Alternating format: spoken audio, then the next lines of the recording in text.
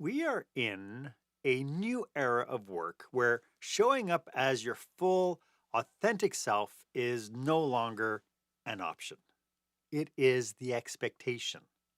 But here's the challenge: Gen Zs aren't resisting management, they're rewriting the rules of leadership entirely. So the big question is, are we training them to lead or are we training them to leave? And that's what we're talking about today on Marc Haine Live.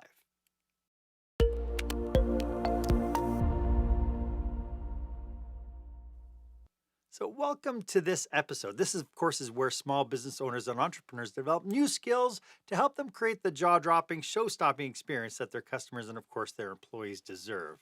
I am your host, customer and employee experience strategist, Marc Haine, and I'm so glad that you are tuning in today because today we are pulling back the curtain on what it really takes to build leaders who don't burn out, sell out, or opt out, but instead they rise up to lead with authenticity, purpose, and a whole lot of humanity.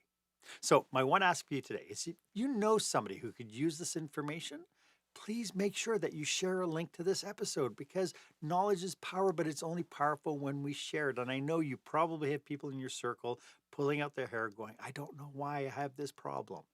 And so you can share this episode and help make their day a little bit brighter.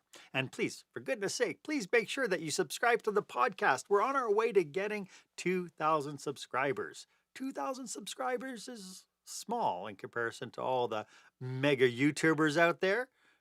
But you know what? We're just doing our part. So please make sure you subscribe. It is really clear. And if we are being honest, leadership training has barely evolved since the flip phone. In fact, in some organizations I know, leadership training has barely evolved past the rotary phone stage, if you know what I mean. We drag folks through one-day workshops, we hope something sticks, and then wonder why our teams are disengaged and disconnected.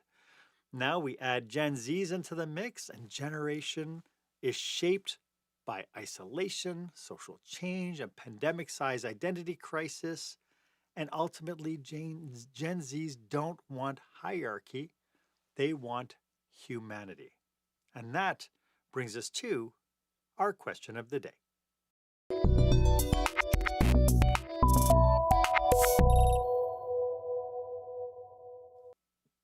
So, are you building leaders who feel safe being themselves? Or are you accidentally training them to conform, burn out, and check out? I'd love for you to be part of this conversation. Why don't you go ahead, share this episode on your favorite social media platform, hashtag it experience leadership, and then make sure you put your comments down, or you can even put a comment in the comments here on this broadcast. I am thrilled to introduce my guest for this episode, Christy Pretzinger, the Chief Better Officer. She's a best-selling author and a cultural architect behind two transformative movements, the WG Content and the Better Leader Project.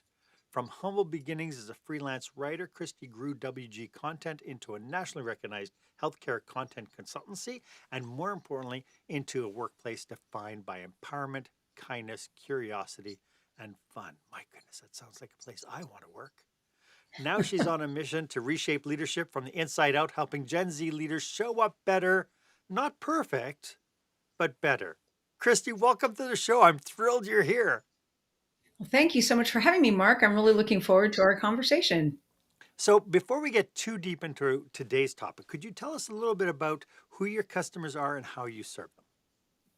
Well, the business that is my foundational business, which is WG Content, is an organization that works with hospitals and large healthcare systems all across the United States, creating content for their websites, largely around long form content, like what to expect when you have a surgery or how to look for treatments for particular conditions you may have.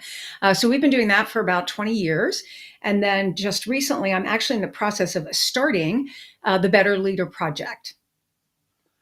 And so, what made you realize that there was a leadership gap specifically for the Gen Zs?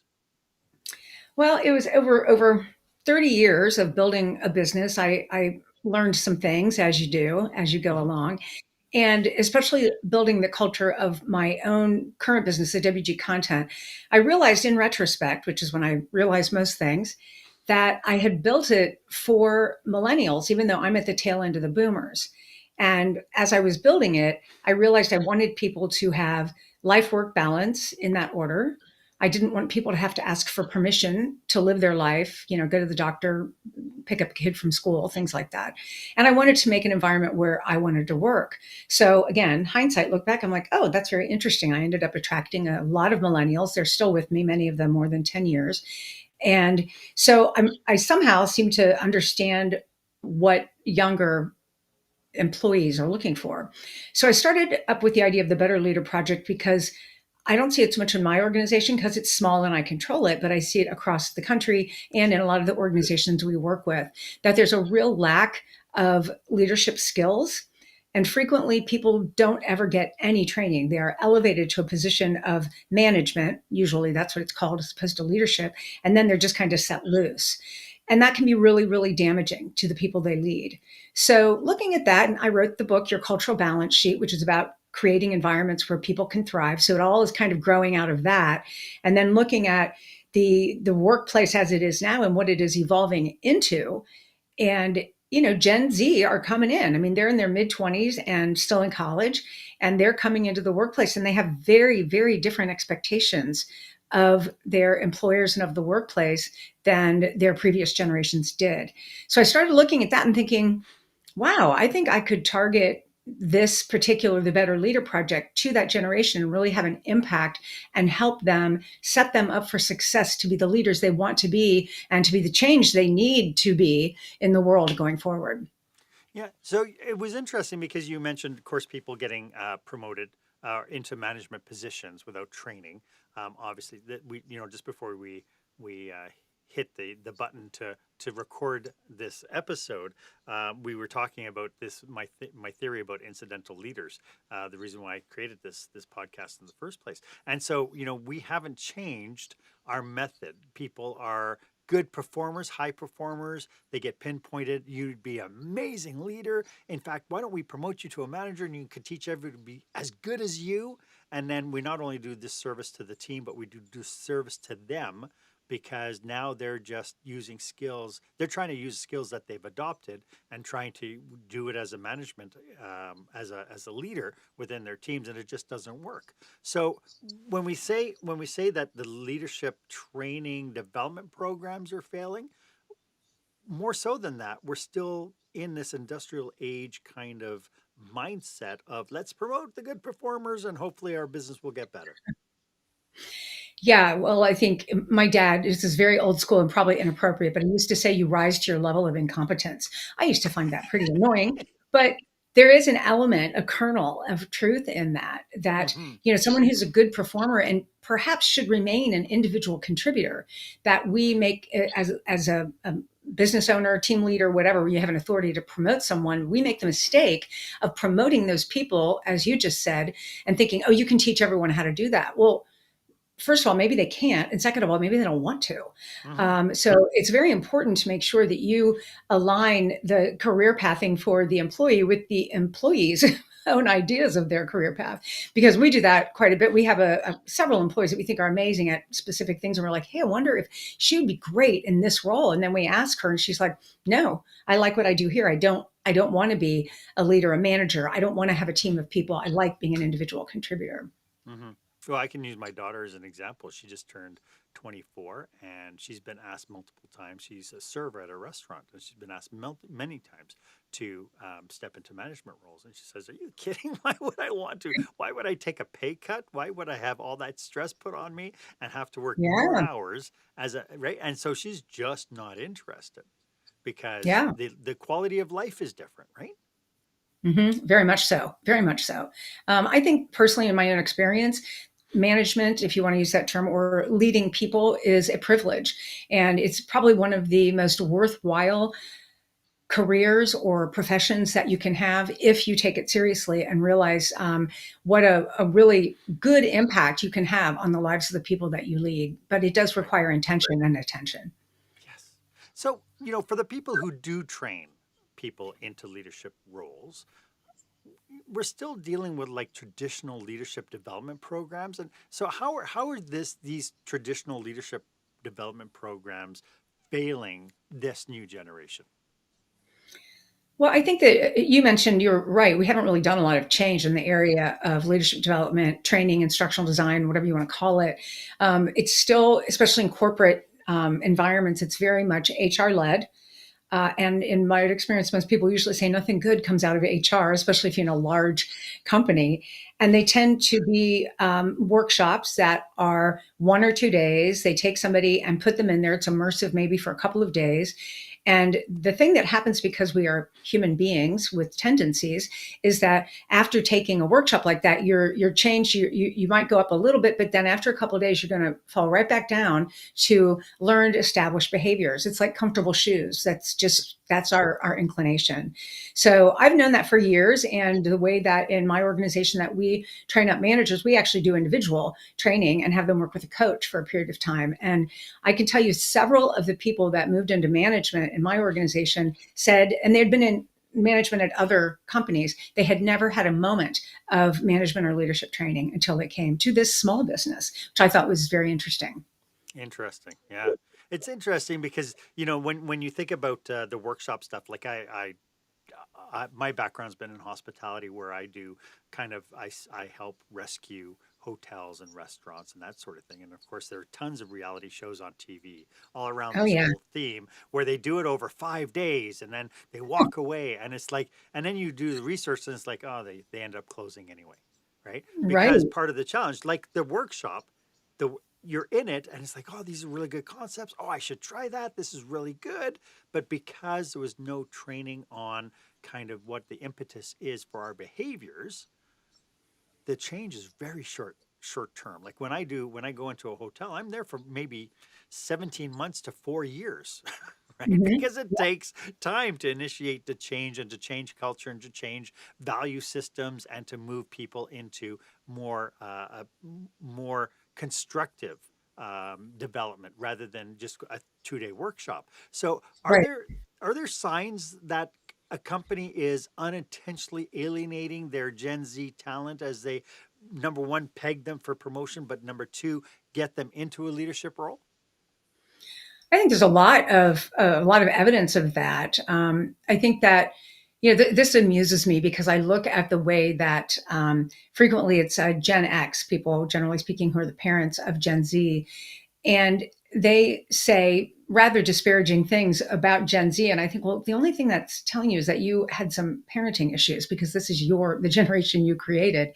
I think the same thing could be said of the boomer generation, the greatest generation, looking back at the people who are now, the Gen Xers who are raising children. So I think that it's important to have that kind of perspective and recognize the differences between generations that have always been there, always will be there, and actually are the source of many of the good ideas and the good things that come out of the differences between that. So in terms of the things that people want that are different, the things that I've learned about Gen Z, and I have a 24-year-old son as well, that they do not want management because they've seen their parents and friends of parents, parents friends being churned out, used up and spit out, and they don't like that. But that doesn't mean they're opting out of leadership.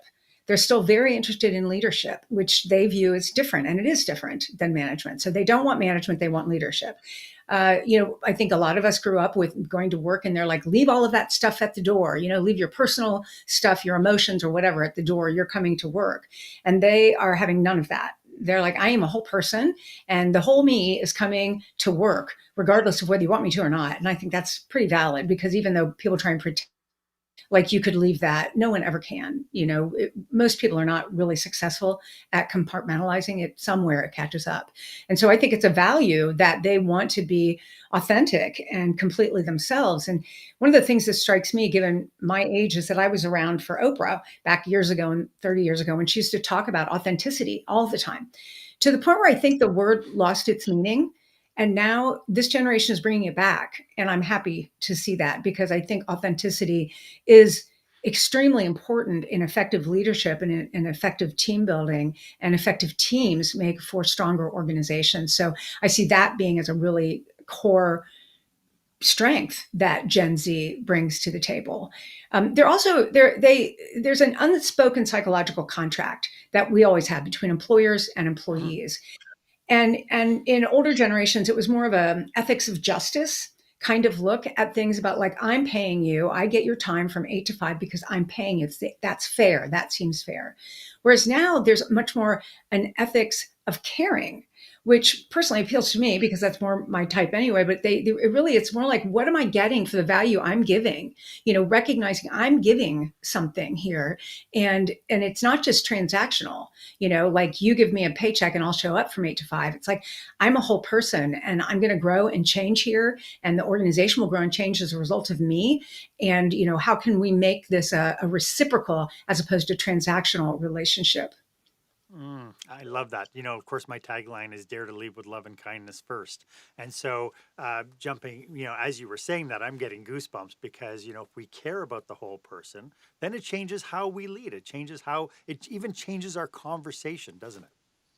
Very much so. Very much so. I think one of the things that I know to be a universal human truth is that every single human being needs to know that they matter. Yeah. That is a common need. And the interesting thing about that is that you can't do it alone. You have to matter in community. And so that, I think, bringing that whole idea to leadership, to recognizing that I want the people that I lead to know that they matter to me. Their hopes and dreams matter to me. The issues going on in their life matter to me. I don't need to know all the details. I just need to understand that these are whole human beings. They're not just this project manager or this writer or this XYZ job title, whatever that is. Do you think that the world as a whole, the employment world as a whole, got a sense of that with COVID when all of a sudden we started zooming in on people's lives? Like all of a sudden we understood that somebody was working in their bedroom, or that they had kids or pets, or that all of a sudden now we stopped seeing people just as this one dimensional kind of entity who walked into our business and then walked out of our business. But now we're actually getting a peek. We actually got a peek into their kind of existence. Well, do you think that that changed any kind of processes as far as leaders were concerned? I, in my own experience, I would say it was short term. Yeah. My organization has always been virtual. So when COVID hit and everybody went into lockdown, we were already well prepared for that. And so we were able to help a lot of our clients figure out how to switch to that.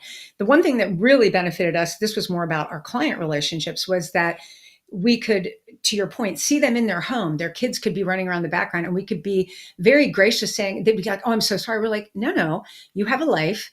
That's perfectly fine. My dog is barking." So that gave everybody a little bit of grace and kind of built some relationships.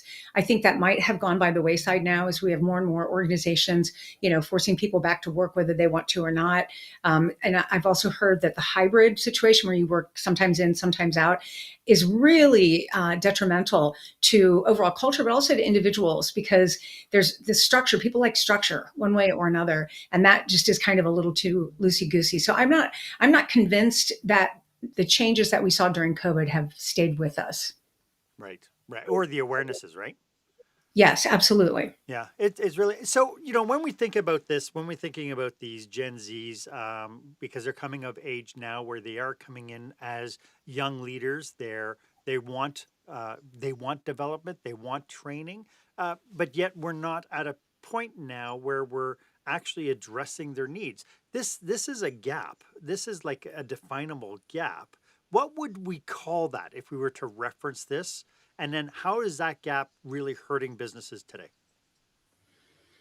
Gosh, I don't know. I never thought about what we would call that gap. I think it's a very evident Yeah, gap, and I think you can see it in retention of employees and right. maybe perhaps even in recruitment, because people know what kind of environment certain companies have reputations for. Now, obviously there are some places that people just obviously want to work at, one of the big accounting firms or a huge tech firm, things like that. So some of that is excluded there. But I don't know what you would call that gap, but I think that it's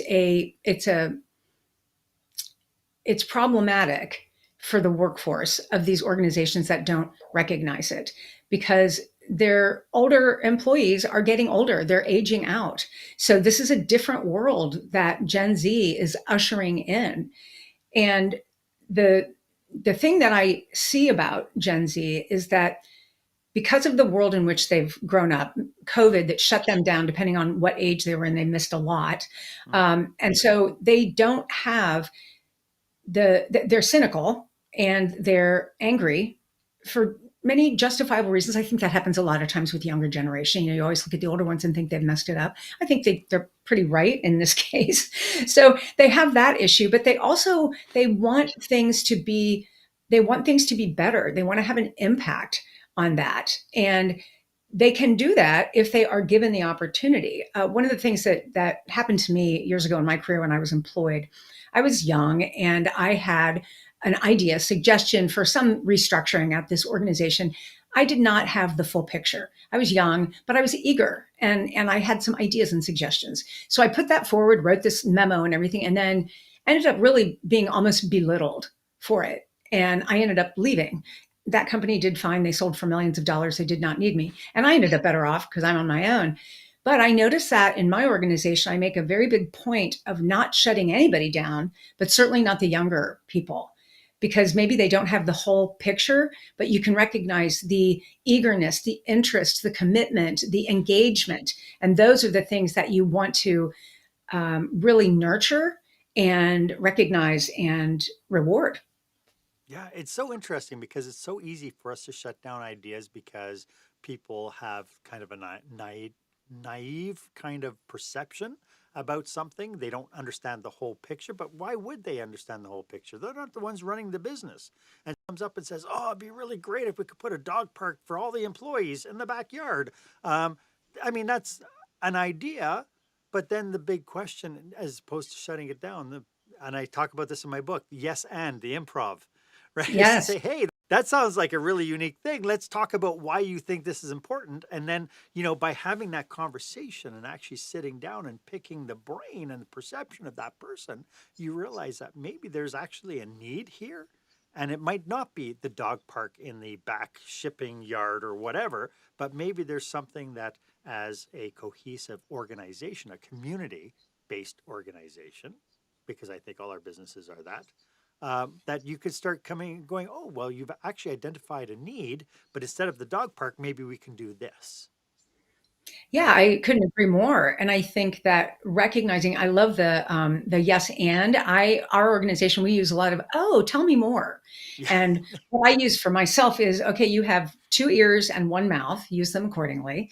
And so tell me more, and then I can stop talking for a minute and let them speak, because I'm a terrible interrupter and I try really hard not to be, but I get excited about ideas. So trying not to do that and saying, tell me more, and letting them, to your point, not really picking their brain, just letting them kind of get it out there. What are you thinking about? Why do you think the dog park's a good idea? Tell me what do you think? What are you seeing that makes you think that would work? Or is necessary? Those kind of things. Yeah. Yeah.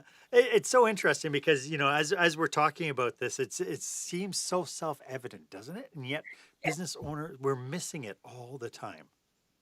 I always laugh when I've been on a lot of podcasts talking about this topic, and sometimes people look at me like I've invented electricity. I'm like, I think, you know, kindness is kind of really the way we're hardwired. It's really aberrant not to be kind, because that's actually our brains are literally, we know this from neuroscience research, recent, the fMRI and everything, that our brains are hardwired for connection and community. They're hardwired for it. So this divisiveness is antithesis to how we are made as human beings, the literal makeup of our DNA. Yeah.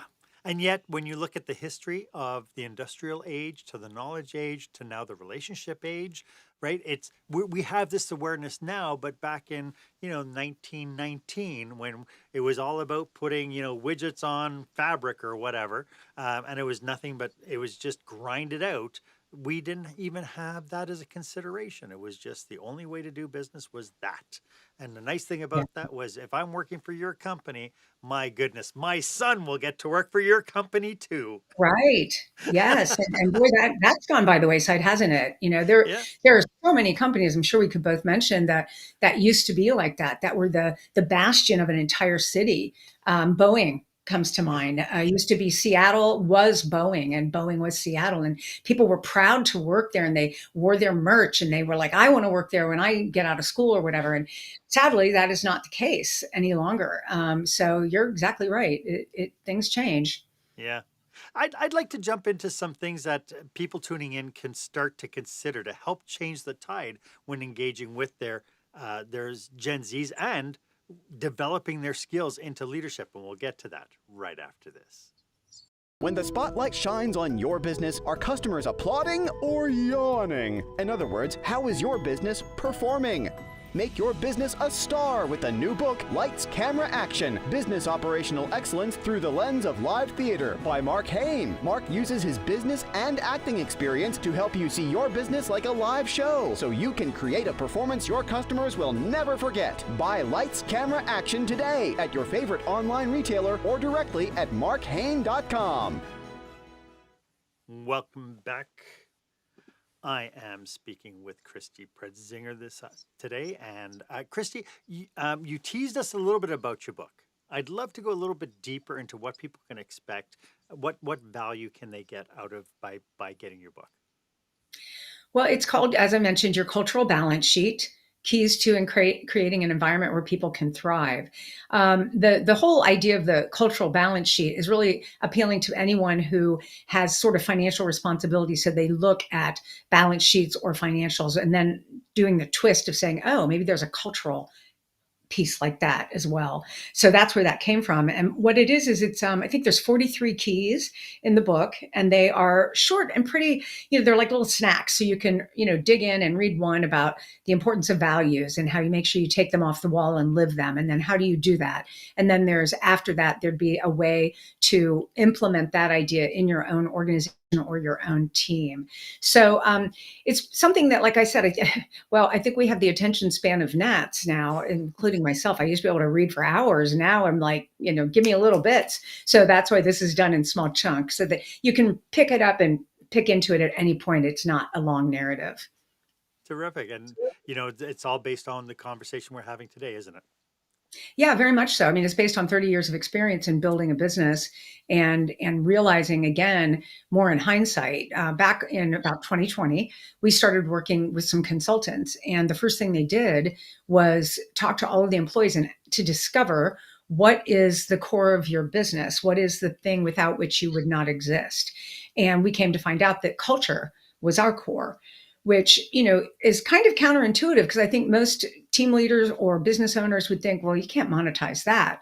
But actually, anyone who's ever looked at a balance sheet knows that turnover is a hidden cost on a balance sheet. It doesn't show up anywhere. And employees or people only show up on the liability side, which is really crazy if you think about it, because we all know that people are the core of your business. So to make that a liability financially is, that's bonkers. But so that's really why I just took that and kind of turned it on its head.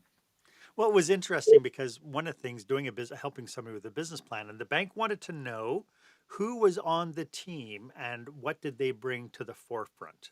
So even Cool. though your labor cost is in the expense column, for this project to go forward, the bank wanted to know what were the magical superpowers of the people on the team to help make this project a reality.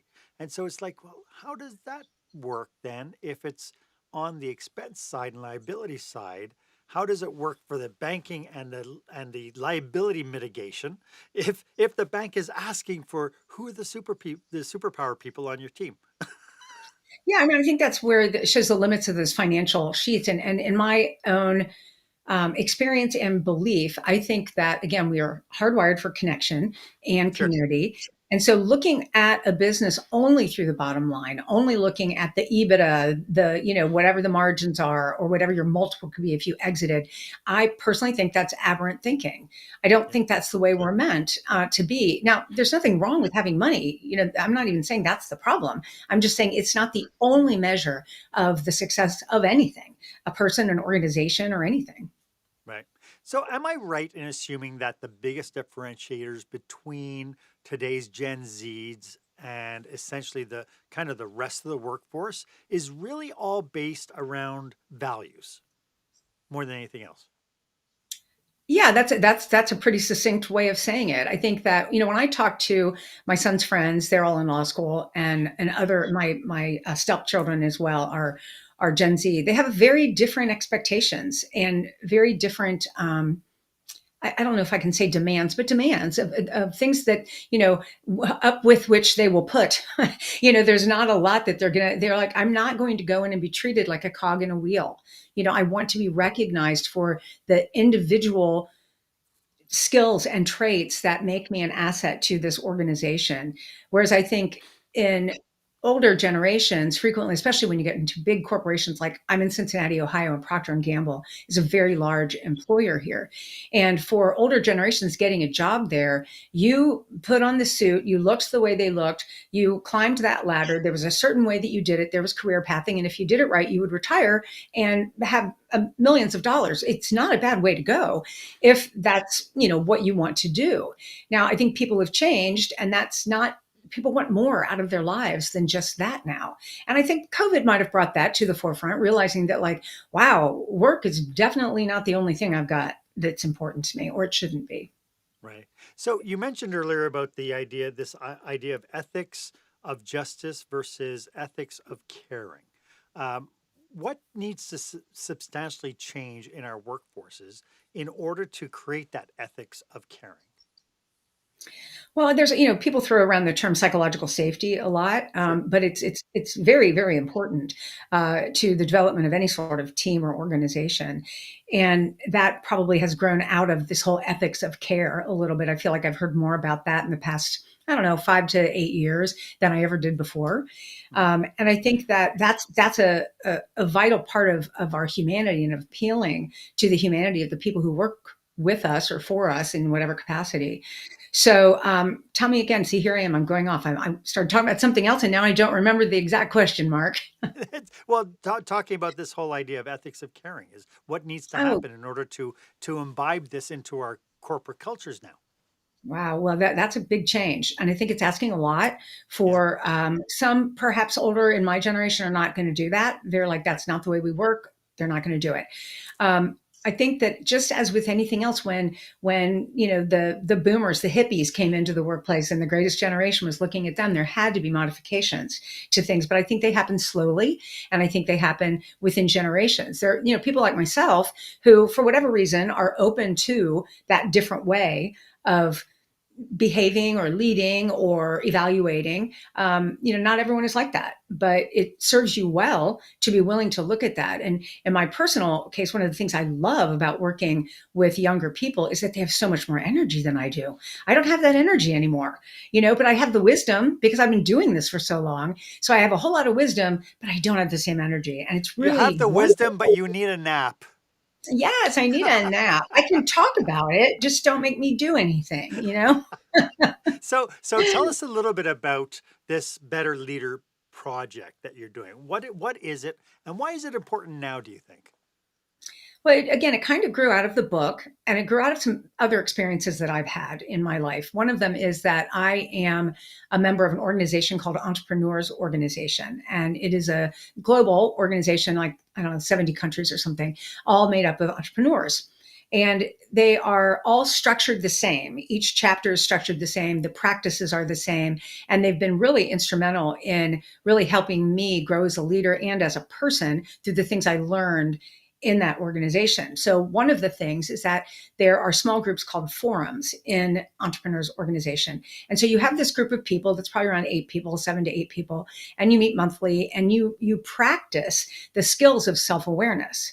And one of the tenets of that I learned there was, rather than advice giving, we do experience sharing, because most people don't like advice. And interestingly enough, you think about it, like a job review, performance review, or I mean, that's advice. Nobody likes it. It's not fun, and nobody likes it. And nobody likes it when they hear you should do something. So what happens oppositionally to that with experience sharing is when someone shares whatever's happening to them, if they're having an issue or whatever, if they come to you for something and they share it with you through experience sharing, you can say, well, I had a situation similar to that, and this was what I did, and here's how that worked out, whether it was good or bad. So you can share that with someone, and then they have the capacity and the skills to go make their own decision that is best for them. So that was life changing for me, both in my parenting and in my work. So that's one of the things I thought, how can we teach that at scale to people? What can we do that we can take these things that aren't just about building a business, they're about building a person? And that was one element of it. Another element, something I've learned over time, and I think we all know this, that it was one of the neuroscientists, I can't remember his name, he said that humans are feeling machines, not thinking machines. And, we all think we're rational, that that's what drives our behavior. And that's not true. It's all our emotions. But we're also in this world not trained to access our emotions. We're not trained to say, wow, that feels my stomach. That makes my solar plexus, my gut churn. Wow, I feel my body going like this. What am I feeling in here? I'm feeling protective. Why am I feeling protective? And having that inquiry into what that means and how it's driving your behavior. So that is something that is also part of the Better Leader Project, is teaching people they have to lead with their feelings. And it's a practice, which is why you're in a small group and you stay in that small group for a period of time. The beta tests that I've done so far are 6 months, and you stay with that group. And it is not it's not a friendship group, and it's not a loosey-goosey conversation. It is very structured, and it is facilitated, and it is designed to teach people emotional access, and then practicing the skills that they learn through that emotional access. So practicing vulnerability, empathy, access to your emotions in a community, because the only way that you can imprint upon yourself new behaviors is experiential learning and experiencing practice. I think we all can read a book about vulnerability. Brene Brown has some wonderful books on that, but actually practicing vulnerability and being seen in that process and seeing others in that process, that is the only way you learn that it's actually a strength. If you just read about it, you're like, I am not going to go open my kimono to anybody. But then when you do it in the safety of a small community where there is psychological safety, you're like, oh, look at that. I'm not the only one who feels that way. They understood exactly where I was coming from, and it deepened our relationship. But you have to practice that. You can't just read about it. So that was the nascent idea that started with the Better Leader Project. I mean, that the Better Leader Project grew out of. I love that. For the people tuning in, if this is really resonating with them, how can they get in touch with you to learn more about the Better Leader Project, and or if they need your counsel? They can go to ChristyPretzinger.com. And I'm in the process, actually, as of this week, of putting on that website. There's information about the Better Leader Project. And then there will also be a form on there where people can say, keep me informed, let me know. Because right now, what I'm doing is, because I'm targeting Gen Z, I'm working with a couple universities locally with their recent graduates as well as their seniors, to talk to them about what this program should be. It's what they call a FUBU, for us, by us. So learning from them, what is it that they want? I think I have a general idea, but it always is good to go to the source. So I'm working with them to fine tune the curriculum, the cadence, the cost, the platform that we'll use, all of that. So that's going to be starting in the spring, in January, actually, because I'm actually finding the people, actually interviewing people and selecting who will participate in that. So I'd love to have people say, keep me informed, let me know, and we'll make sure we do that. So ChristyPretzinger.com is the best place. Terrific. As you were saying that, I was thinking, it's great that you're working with the Gen Zs, with the new generation of leaders coming in, but you're teaching them, and you were teaching them the skills that they need to become and bring their more authentic selves to the forefront.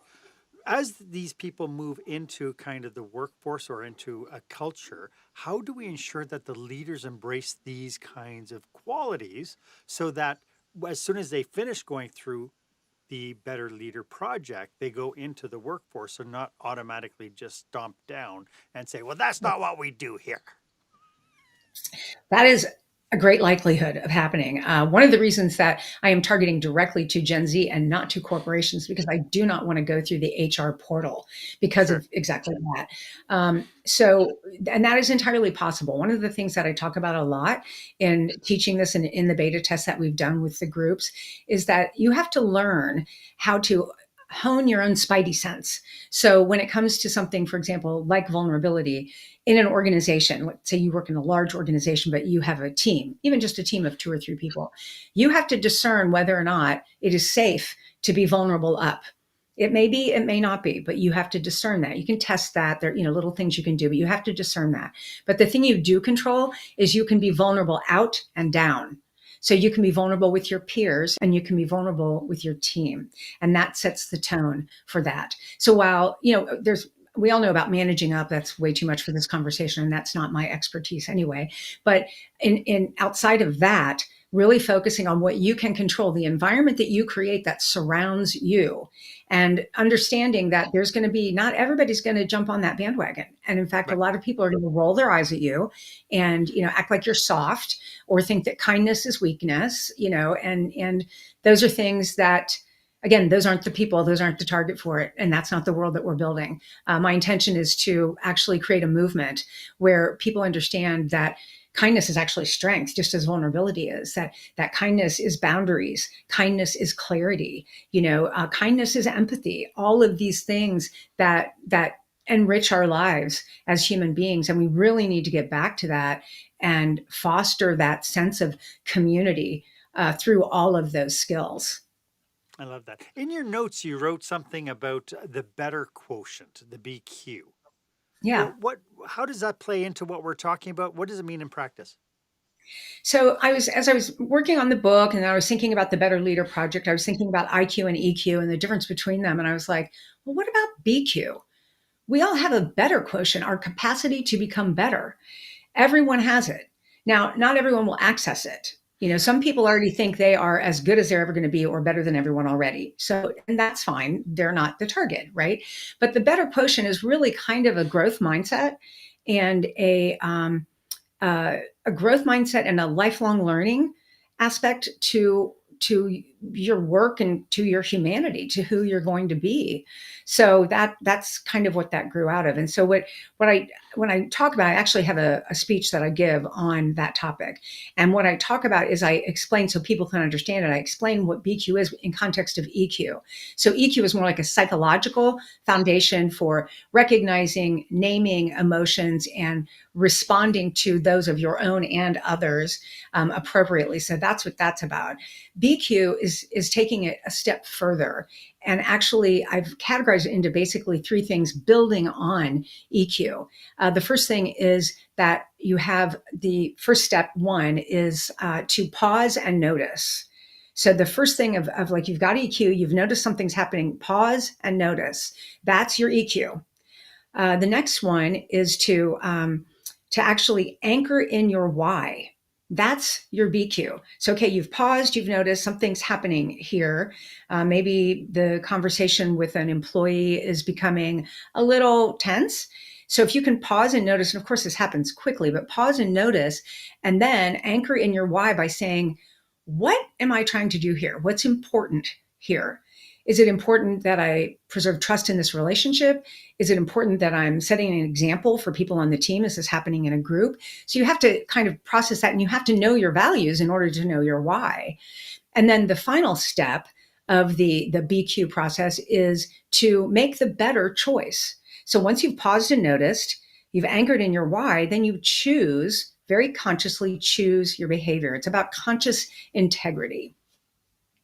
I love that. And so, I mean, as my next question was going to be, what do people need to do? People who are tuning in need to do to start adopting kind of this framework of being better. And you've just laid it all out in 3 Yeah, steps. it's pretty simple. None of these things are new. They're not rocket science. I mean, I think it was Viktor Frankl is the one who said between stimulus and response, there's a space.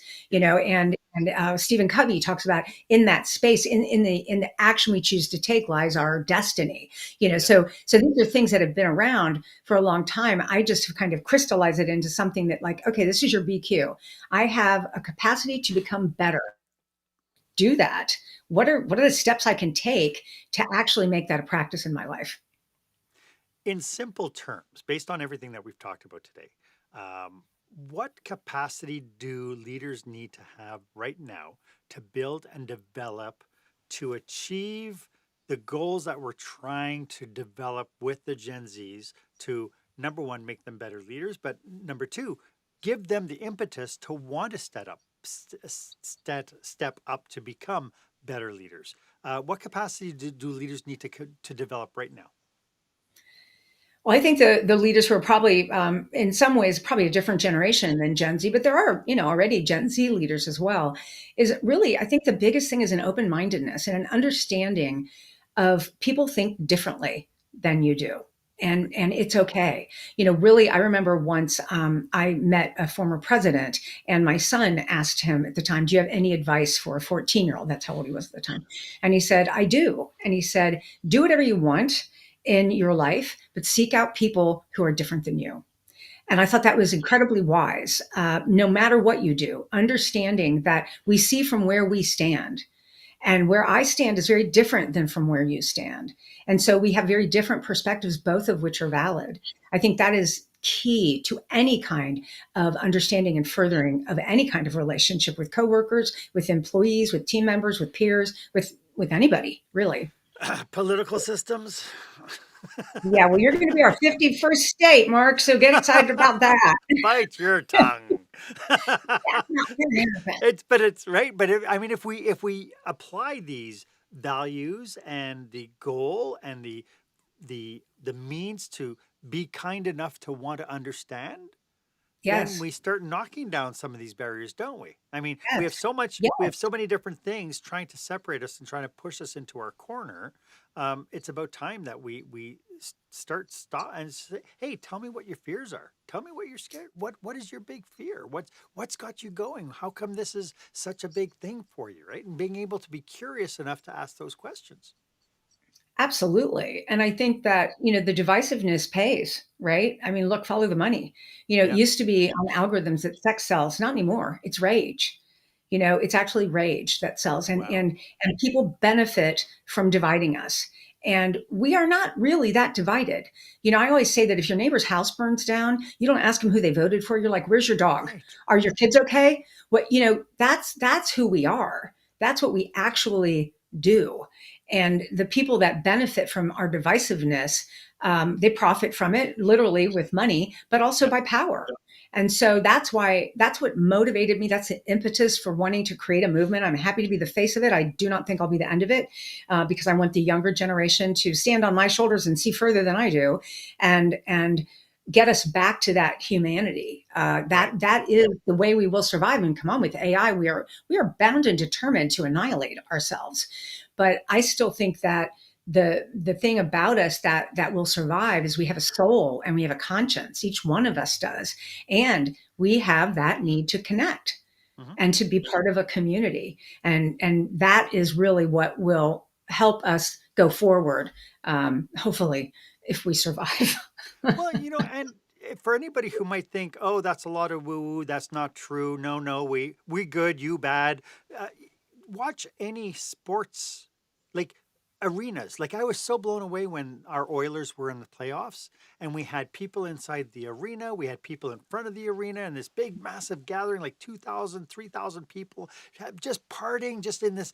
And I thought, this is what being human is. It's not the divisiveness, it's coming together and celebrating common human experiences.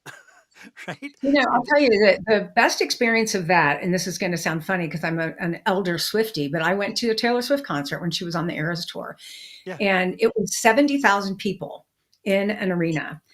I have never felt safer than in that arena. I could have given a stranger and said, "Hold my purse." And they'd been like, "Got you," because the thing was that through music, through art, through shared experiences, then it's a collective. And that is where I say if the whole is greater than the sum of its parts, right? Each one of those individuals that went to those concerts were, individuals, hopes, dreams. Everybody voted differently. Everybody has different things they care about, different religions, all the different things. But you came there and you're like, our humanity is actually reverberating throughout this place. Now we are vibrating at the same level and creating an atmosphere of joy.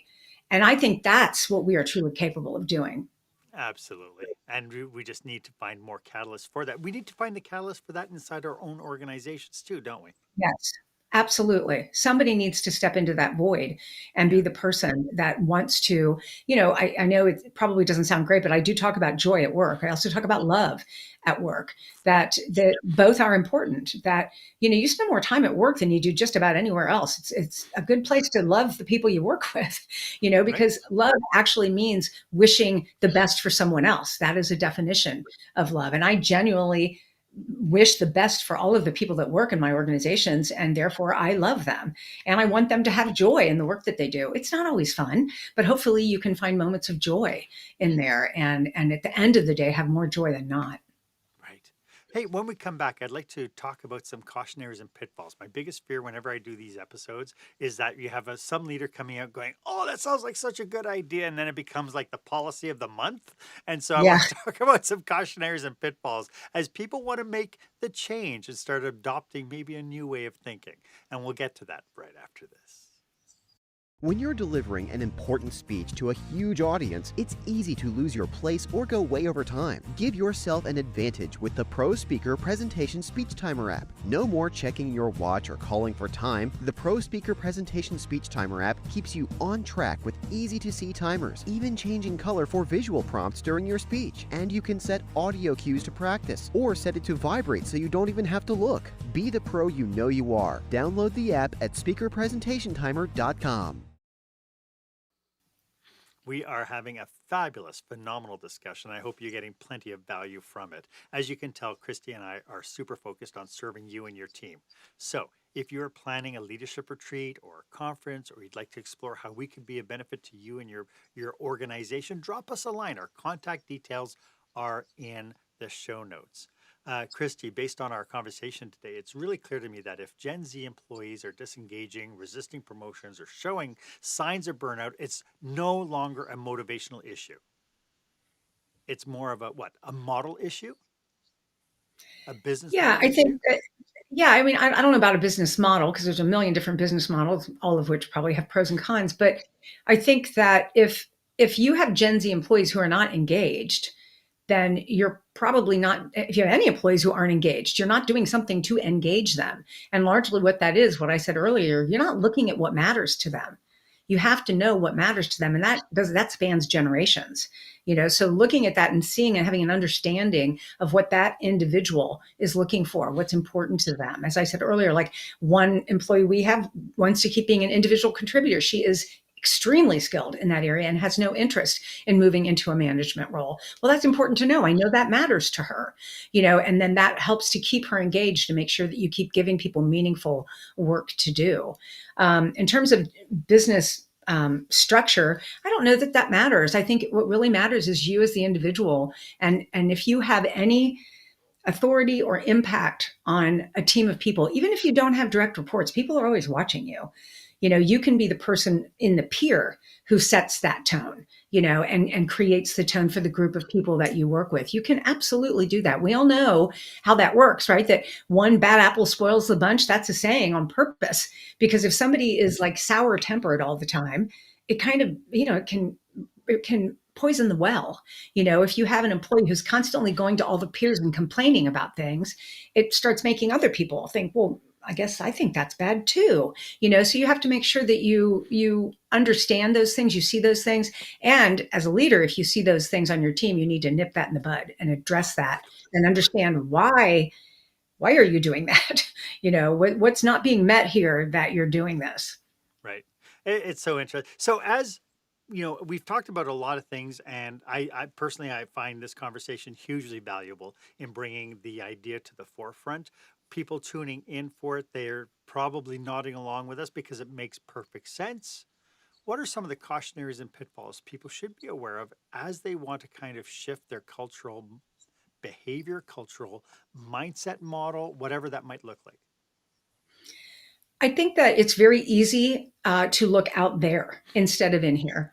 And leadership begins from within. It starts inside out. It starts with self-awareness. So you need to understand your patterns, your triggers, your values, and that is foundational to effective leadership. I always feel like I have to throw in the caveat here where we could all name, without even thinking about it, many leaders who are incredibly wealthy and have the self-awareness of a doorknob. So that is something that can happen. However, for those of us who want to feed into the lives of people, for me, it's part of the legacy I want to leave. It's part of what makes my life worth living, is feeding into the lives of other people. And so for me, I have to dig into my own behaviors and recognize the impact that those behaviors have on the people that I leave. I would say that if you don't have that, it's going to be really challenging to build a cohesive team that is engaged and loyal and committed. I think that's one of the big ones. I think another one that I think is really interesting, that's very simple and that I think can be lost, is that trust is a long game. Meaning that, I have a lot of employees, people on my leadership team. I think everyone has been with us for 10 years or so. So there's trust built there. But I had a recent situation with we were in a leadership team meeting, and one of the team members said something that kind of took me off guard, and I shut her down inappropriately. By the way, it was not that was not a good thing.